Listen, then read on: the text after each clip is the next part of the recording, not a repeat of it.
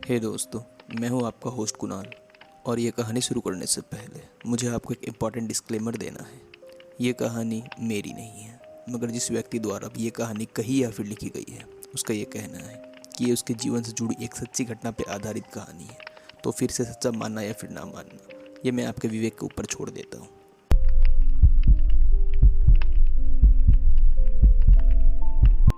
मेरे बचपन के वक्त मेरा परिवार एक बड़े से नदी के पानी के बूंद की तरह से थी, जो कि किसी एक जगह कभी नहीं ठहरती।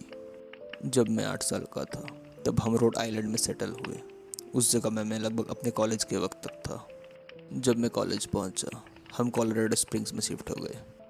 मेरे बचपन से जुड़ी ज़्यादातर यादें रोड आइलैंड से जुड़ी हुई है, मगर मेरे दिमाग के किसी कोने में यादों की कई सारी छोटे टुकड़े हैं, जो कि उन सारी कई घरों की है जिनमें मैं रहा जब मैं बहुत छोटा था। उनमें से ज़्यादातर यादें तो बहुत धुंधली सी है और बेमतलब की, जैसे कि किसी लड़के के पीछे भागना अपने घर के बैकयार्ड में, जो कि नॉर्थ कैरोलिना में था, बोट बनाना और उस पर सवारी करना एक पानी के तालाब में, जो कि एक अपार्टमेंट के पास में ही था, जिसे हमने पेंसिल्वेनिया में रेंट में लिया था। और इसी तरह की कई सारी बचपन की यादें, मगर उनमें से एक घटना मुझे आज भी बहुत अच्छे से याद है, जैसे कि वो कल की ही बात हो। और इन यादों को लेकर मैं कभी कभी ये सोचने लगता हूँ कि ये मेरी यादें ही है ना, या फिर मेरा ख्वाब था, मेरा सपना, जो कि पैदा हुई थी एक लंबी बीमारी के कारण, जो मुझे उस साल स्प्रिंग के महीनों में हुई थी। मगर मेरे दिल में मैं ये जानता हूँ कि वो यादें बिल्कुल सच है। हमारा घर एक चहल पहल भरा शहर में था, जो कि न्यू विनियार्ड मेन में स्थित था। फैमिली के 3 सदस्य के हिसाब से तो वो घर बहुत ही ज़्यादा बड़ा था। उस घर में ढेर सारे रूम्स थे, जिसे मैंने देखा ही नहीं 5 महीने उस जगह में रहते हुए। कई महीनों में वो घर तो बस जगह का वेस्टेज था, मगर उस वक्त मार्केट में बस एक ही घर मौजूद था। इस जगह से मेरे डैड का ऑफिस लगभग 1 घंटे की दूरी में था, जिस कारण हमने इस घर को चुना। वहाँ पे मैंने अपना 5वां बर्थडे मनाया। बर्थडे में कोई मेहमान तो हमसे मिलने नहीं आया, मगर बस मैं और मेरे मॉम और डैड थे। मेरे बर्थडे के अगले दिन ही मुझे बुखार हो गया।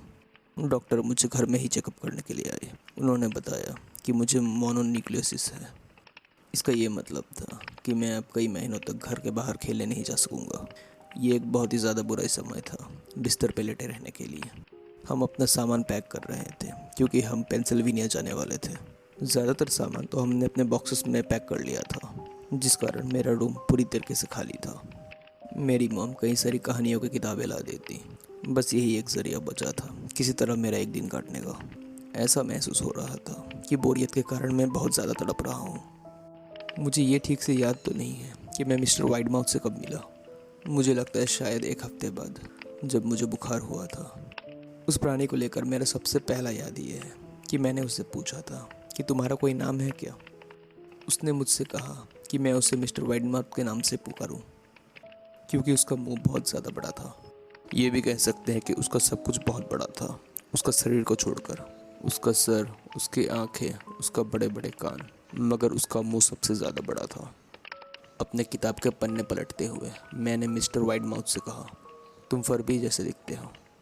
मिस्टर वाइडमाउथ ठहर गया और मुझे कन्फ्यूज्ड सा लुक देने लगा। फर्बी, फर्बी क्या है? उसने मुझसे पूछा। मैंने अपना किताब को रख दिया और उसे समझाया, एक खिलौना जैसे कि रोबोट्स जिसका बड़े बड़े कान होता है। तुम उन्हें पेट कर सकते हो, खिला भी सकते हो, किसी रियल पेट की तरह। ओह, मिस्टर वाइडमाउथ ने कहा, और वापस से वो हिलने डुलने लगा। तुम्हें उन चीज़ों की ज़रूरत नहीं, वो एक असली दोस्त की तरह नहीं होते हैं। मुझे ये अच्छी तरीके से याद है कि जब भी मेरी माँ मुझे कमरे में देखने के लिए आती, मिस्टर वाइडमाउथ गायब हो जाता। उसने मुझे बताया, मैं तुम्हारे बेड के अंदर छिप जाता हूँ। मैं ये नहीं चाहता कि तुम्हारे पेरेंट्स मुझे देखें। मुझे ये डर है कि इसके बाद वो हमें एक साथ खेलने नहीं देंगे। पहले के कुछ दिन तो हमने ज़्यादा कुछ एक्टिविटीज़ किया ही नहीं। मिस्टर वाइडमाउथ बस मेरी किताबों को देखता।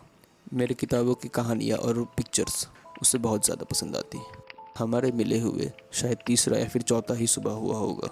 मिस्टर वाइडमाउथ ने मुझे गुड मॉर्निंग विश किया और उसके चेहरे पे एक बहुत ही बड़ा सा स्माइल था। मेरे पास एक नया गेम है, क्या तुम खेलना चाहोगे? हमें इंतज़ार करना होगा तब तक, जब तक कि तुम्हारी मॉम तुम्हें चेक करने नहीं आ जाती, क्योंकि उन्हें हमें ये गेम खेलते हुए नहीं देखना चाहिए। ये एक सीक्रेट गेम है। ऐसा मिस्टर वाइडमाउथ ने मुझसे कहा। मेरी मॉम ने मुझे मेरे कमरे में कई सारी किताबें दी और पीने के लिए सोडा दिया, वही सेम टाइम पे जैसा कि वो हर दिन करती है। उनके जाने के बाद मिस्टर वाइडमाउथ मेरे बेड के नीचे से बाहर निकला और उसने मेरे हाथ को पकड़ लिया। हमें उस कमरे में जाना होगा जो कि हॉलवे के अंत में है, उसने कहा। पहले तो मैंने उसे मना किया क्योंकि मेरे पेरेंट्स ने बिना परमिशन के बेड छोड़कर इधर उधर जाने से मना किया था, मगर मिस्टर वाइडमाउथ ज़िद करता रहा जब तक कि मैंने उसकी बात नहीं मान ली।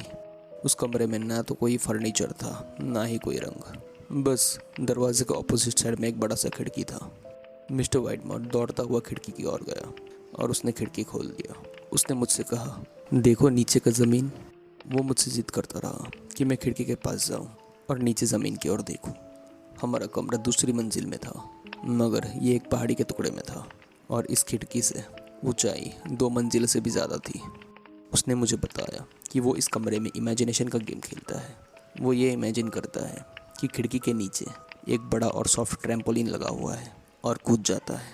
उसने मुझे बताया कि अगर तुम ध्यान लगाकर इमेजिन करो कि खिड़की के नीचे ट्रैम्पोलिन लगा हुआ है तो नीचे छलांग लगाने पर तुम किसी पंख की तरह वापस ऊपर आ जाओगे। मैं चाहता हूँ कि तुम ये ट्राई करो, मिस्टर वाइडमाउथ से मुझसे कहा। उस वक्त तो मैं बस 5 साल का था और मुझे बहुत तेज़ बुखार भी था, जिस कारण मैंने ये सोचा कि ऐसा तो सच में हो सकता है, मगर फिर भी ऊंचाई बहुत ही ज़्यादा थी, जिस कारण मैं सोचने लगा और मैंने मिस्टर वाइडमाउथ से कहा, यह तो बहुत ज़्यादा ऊंचा है। यही तो सबसे अच्छी बात है, अगर इतनी ज़्यादा ऊंचाई ना हो तो क्या मज़ा। अगर तुम छलांग लगाओगे तो वापस से उछल कर ऊपर आ जाओगे किसी ट्रैम्पोलिन की तरह, मिस्टर वाइडमाउथ ने कहा। मैं खुद को इमेजिन करने लगा कि मैंने छलांग लगाया और वापस से बाउंस कर खिड़की में आ गया, मगर मैं इमेजिनेशन को छोड़कर असली दुनिया के बारे में सोचने लगा। मैंने कहा कि किसी और टाइम करेंगे ऐसा।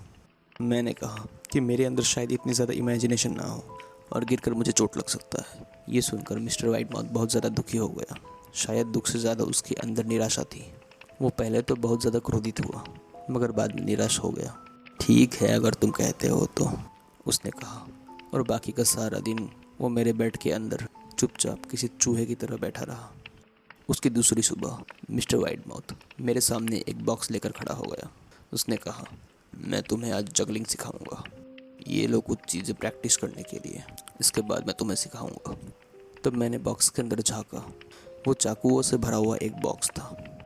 मेरे पेरेंट्स मुझे मार डालेंगे, मैंने चीख कर कहा, और मैं घबरा गया था कि मिस्टर वाइडमाउथ मेरे कमरे में इतने सारे चाकुएं लेकर आया है।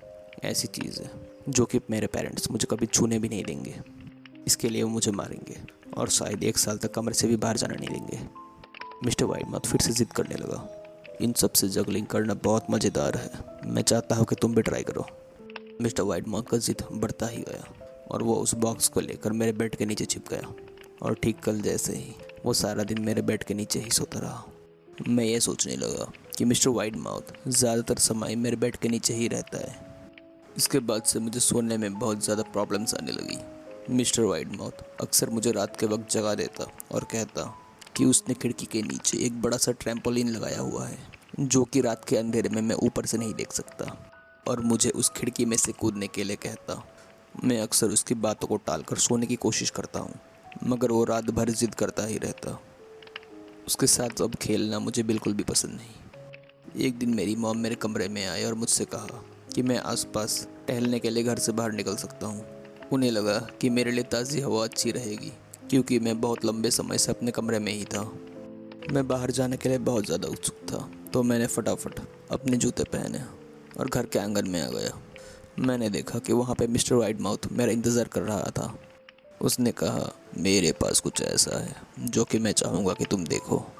मैंने उसे शक की नज़रों से देखा तो वो कहने लगा, मैं वादा करता हूँ कि इस बार सब कुछ सेफ है।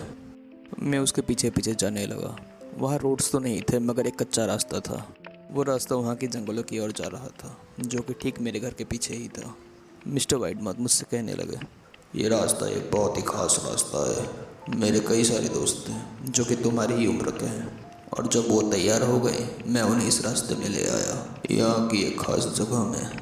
अभी तो तुम तैयार नहीं हो, मगर उम्मीद है कि एक दिन मैं तुम्हें उस जगह ले जाऊँगा। मैं अपने घर लौट आया और सोचने लगा कि वो किस तरह का जगह होगा। मिस्टर वाइट माउथ से मिलने के 2 हफ्ते के बाद हमने अपना घर का सारा सामान को पैक कर लिया और एक ट्रक में लोड कर लिया। मेरा परिवार लॉन्ग ड्राइव कर पेंसिल्वेनिया की ओर जाने वाला था। मेरा मन में एक बार ये आया था कि मैं मिस्टर वाइट माउथ को बता कर जाऊँ कि मैं अब यहाँ से जा रहा हूँ, मगर मैं 5 साल का उम्र का होने के बावजूद भी मुझे उस पर शक होने लगा था कि उसके इरादे मेरे भलाई के लिए तो बिल्कुल नहीं थे, भले ही वो जितना बार भी कहे कि वो मेरा दोस्त है। इसी कारण से मेरे जाने के बारे में मैंने उसे कुछ नहीं बताया। मेरे डैड और मैं लगभग सुबह के 4 बजे ट्रक में बैठ गए। उन्हें यह उम्मीद थी कि हम कल के लंच टाइम तक पेंसिल्वेनिया में पहुंच जाएंगे। वो एक लंबा रास्ता था, तो उन्होंने अपने लिए ढेर सारी कॉफ़ी और कई सारे एनर्जी ड्रिंक्स रखे थे, जो कि उन्हें लगातार ड्राइविंग करने में मदद करेंगे। उन्हें देखकर तो ऐसा लग रहा था कि वो अब मैराथन दौड़ने जा रहे हैं, मगर उन्हें तो बस एक जगह ही बैठकर 2 दिन बिताना था।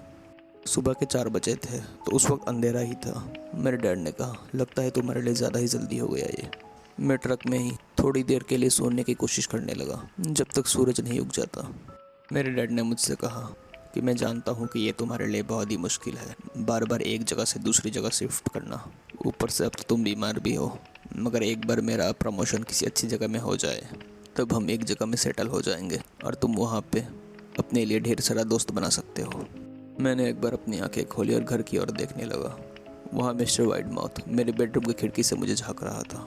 वो बिल्कुल स्थिर था, एकदम स्थिर, खिड़की के सामने खड़ा हुआ था।